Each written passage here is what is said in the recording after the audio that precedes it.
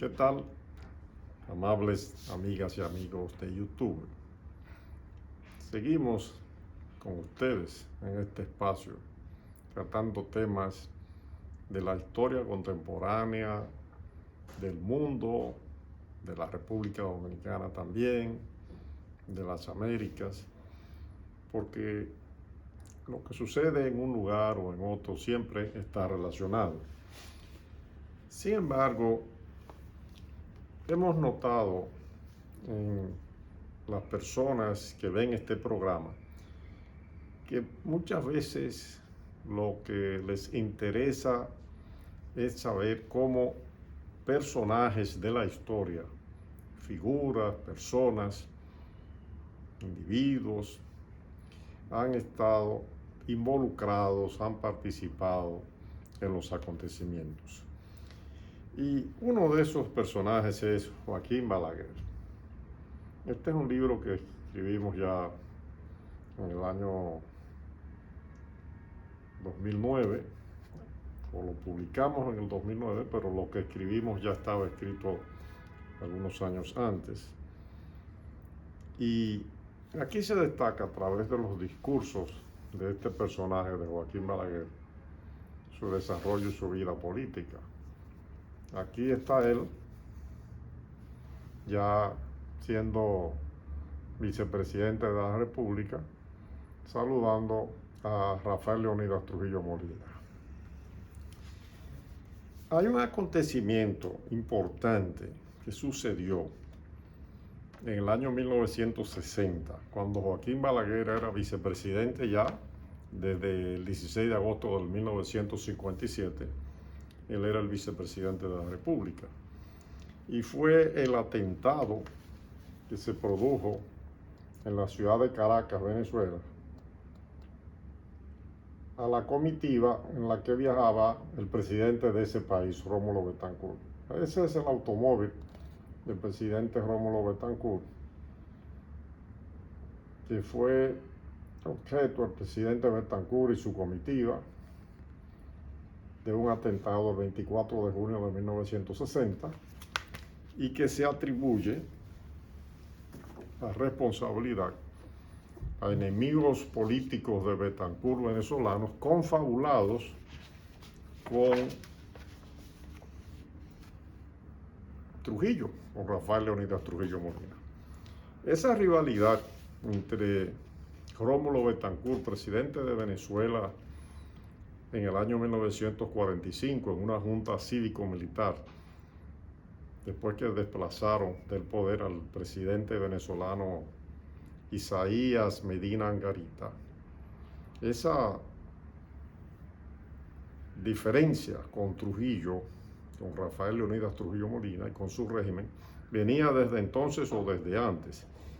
Pero en ese momento fue que más se acentuó, en el momento que está terminando la Segunda Guerra Mundial, o que se manifestó primero con mucha fuerza. Ese gobierno provisional que encabezó una junta cívico-militar Betancourt en el 45, después cambió por otro y por otro. Venezuela después entró en la dictadura de Marcos Pérez Jiménez, que duró hasta el 1957, 58, hasta enero, 23 de enero del año 1958.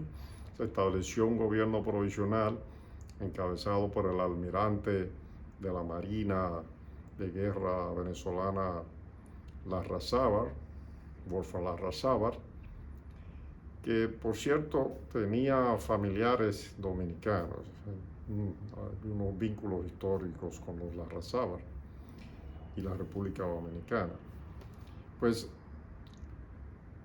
el almirante que encabeza el desplazamiento más la lucha popular del dictador Marcos Pérez Jiménez, crea las condiciones, ese gobierno provisional, para que haya elecciones en Venezuela en diciembre del año 1958 y gana las elecciones Rómulo Betancourt. Entonces ya aquí es electo en unas elecciones libres y democráticas.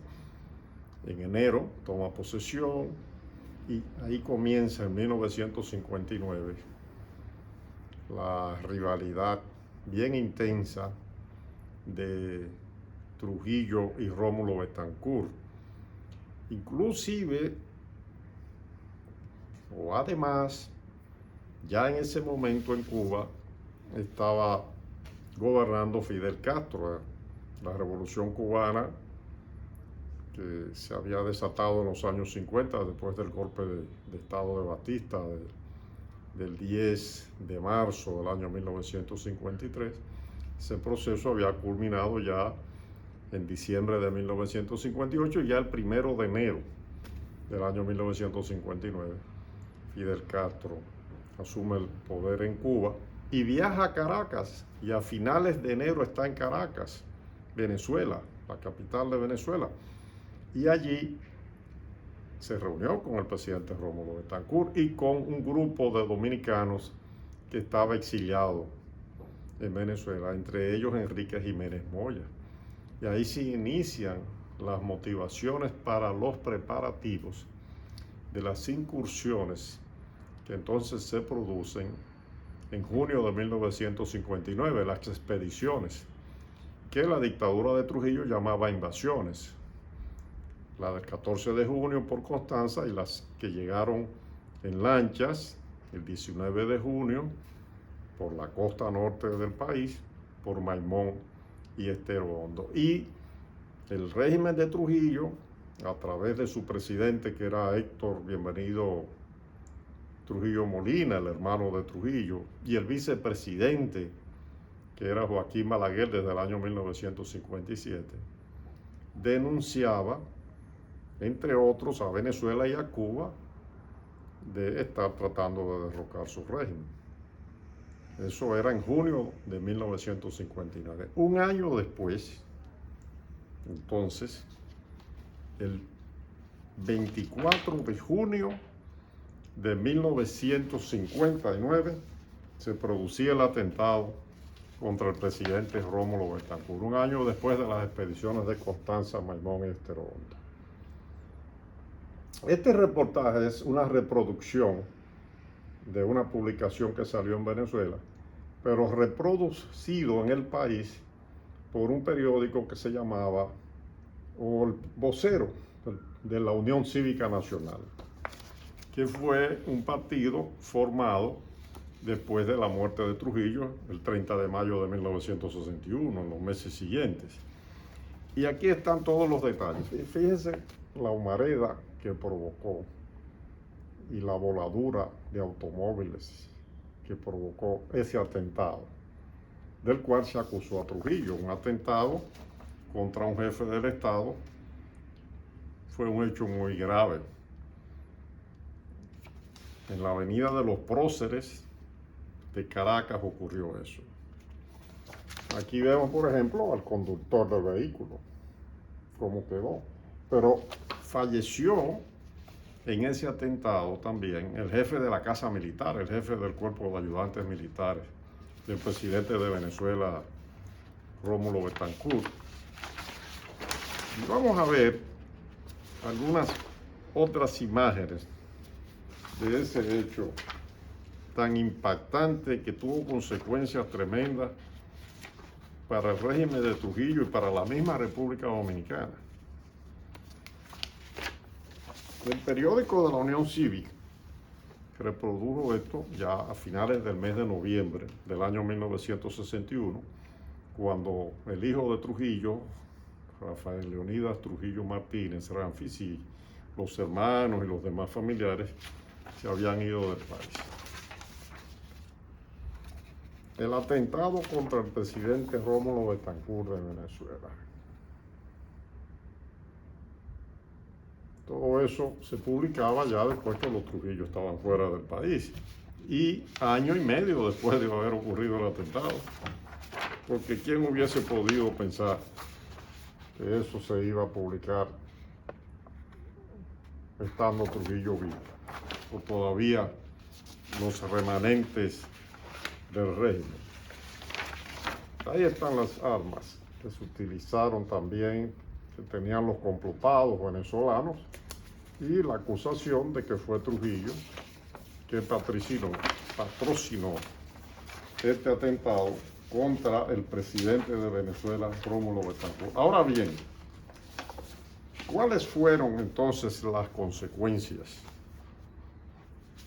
políticas y en el plano internacional? ¿Cuáles fueron? Antes que nada, esta es una foto del presidente Rómulo Betancourt. Se le puede ver después del atentado. Él habló al otro día. Dijo que no había sido grave la condición en la que le había quedado, pero con las manos quemadas y heridas. Quizás tratando de no alarmar mucho al pueblo venezolano, porque se llegó a hablar inclusive de que las Fuerzas Armadas de Venezuela hubiesen estado o estuvieron o querían responder militarmente contra la República Dominicana, contra el territorio dominicano después de este atentado.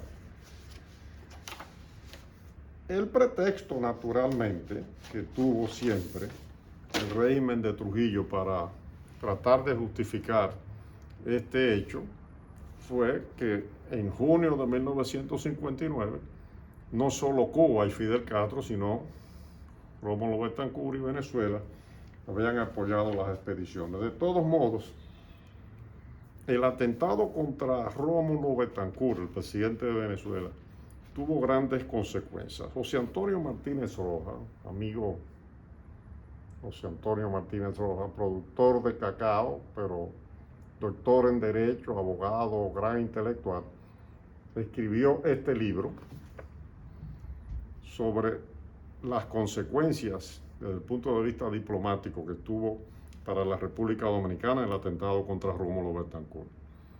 En Costa Rica, precisamente, se celebró entonces en el mes de agosto una conferencia de cancilleres de todas las Américas, incluyendo Estados Unidos, todos los países de las Américas, miembros de la Organización de Estados Americanos. Y ahí se decidió romper relaciones diplomáticas con la República Dominicana, que todos los países de la América Latina rompieran las relaciones diplomáticas, pero además se estableció un embargo económico contra la economía dominicana. Trujillo, nos referimos a Rafael Trujillo, el dictador, el jefe del régimen, dándose cuenta ya de que venían esas sanciones, la conferencia se reunió a finales de agosto, pero en la primera semana de agosto,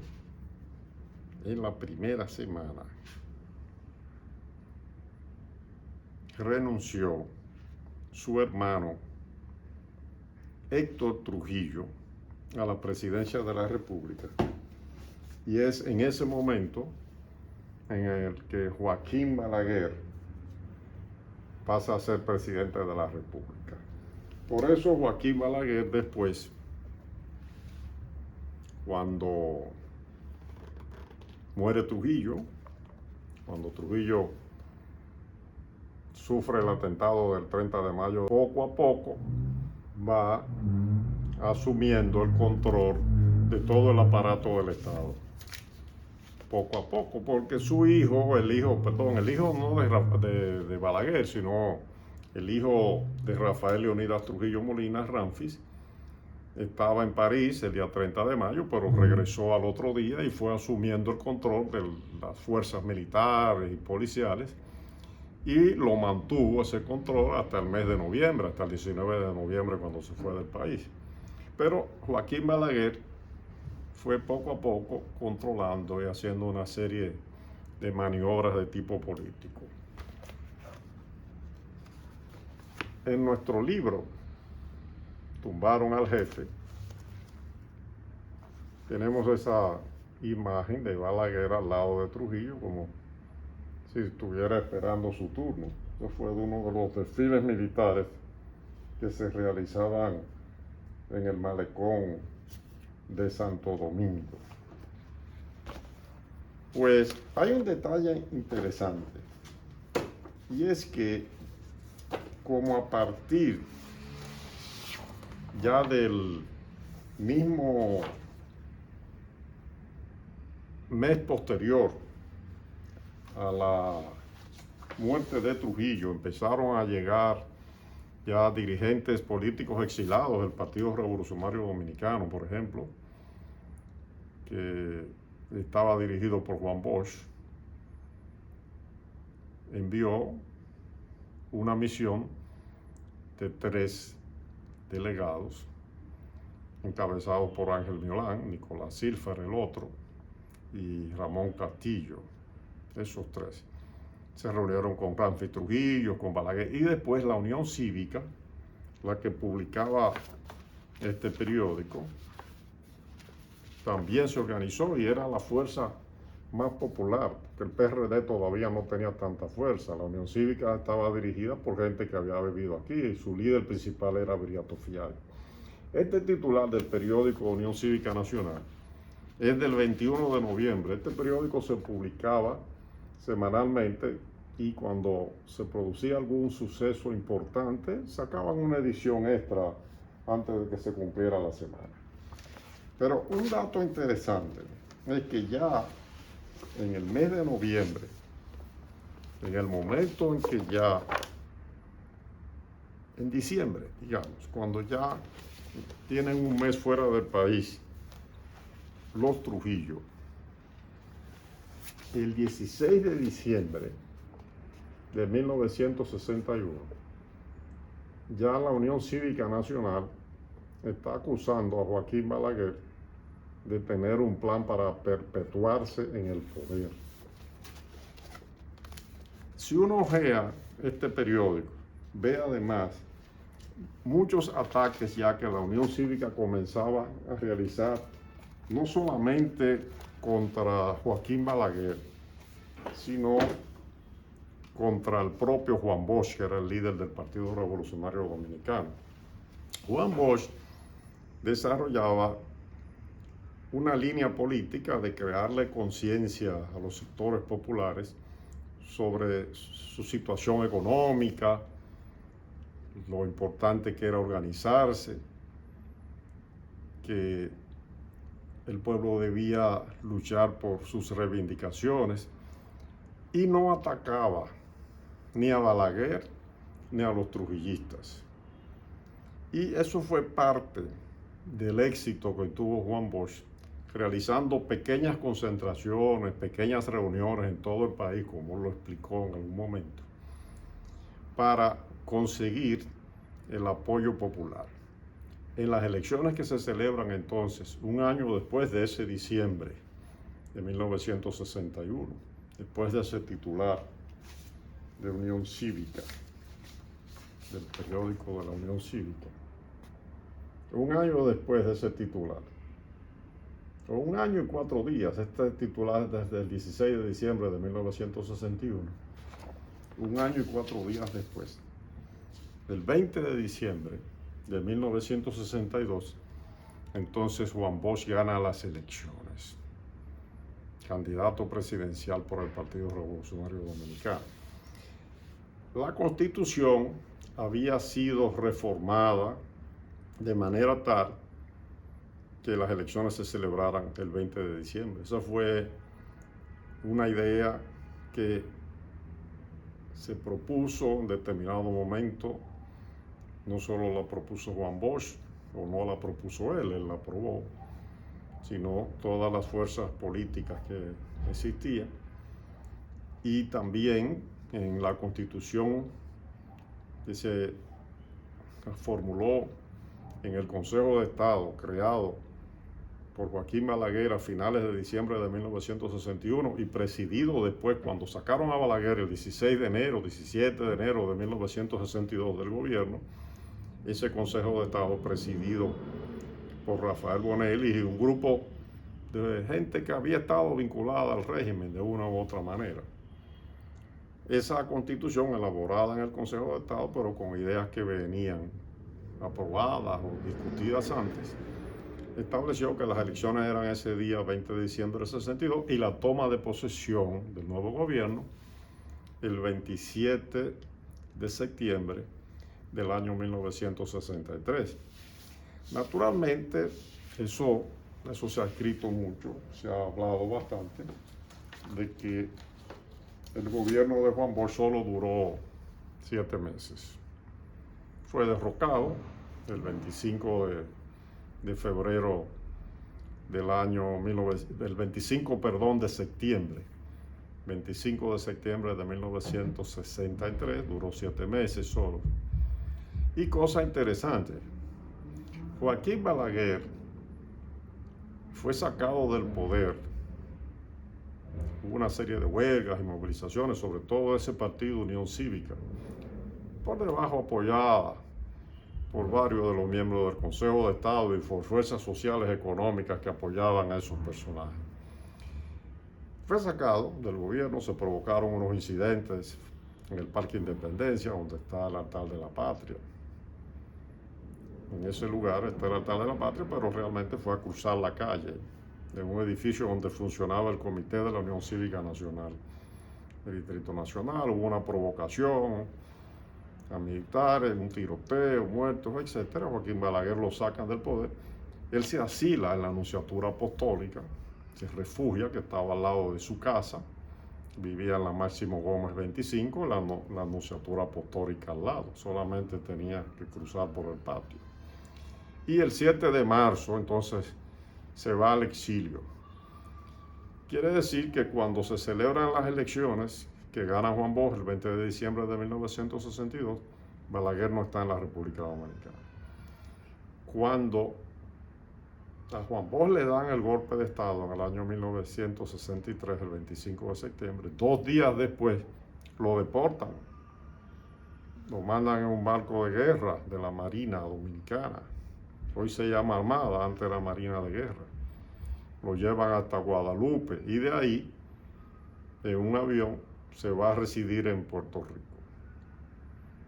Y tanto él, Juan Bosch, como Joaquín Balaguer, entonces, a partir de esa etapa, o a través, o durante, para decirlo con más propiedad, en esa etapa de la vida política dominicana, hicieron oposición al régimen que sustituyó al gobierno constitucional de Juan Bosch desde el territorio norteamericano y se pusieron de acuerdo para sacar a ese gobierno que se llamaba el Triunvirato, que comenzó por 3 personas que después renunciaron y fue sustituido por 2. Ella seguía llamando Triunvirato y era un triunvirato de 2 personas.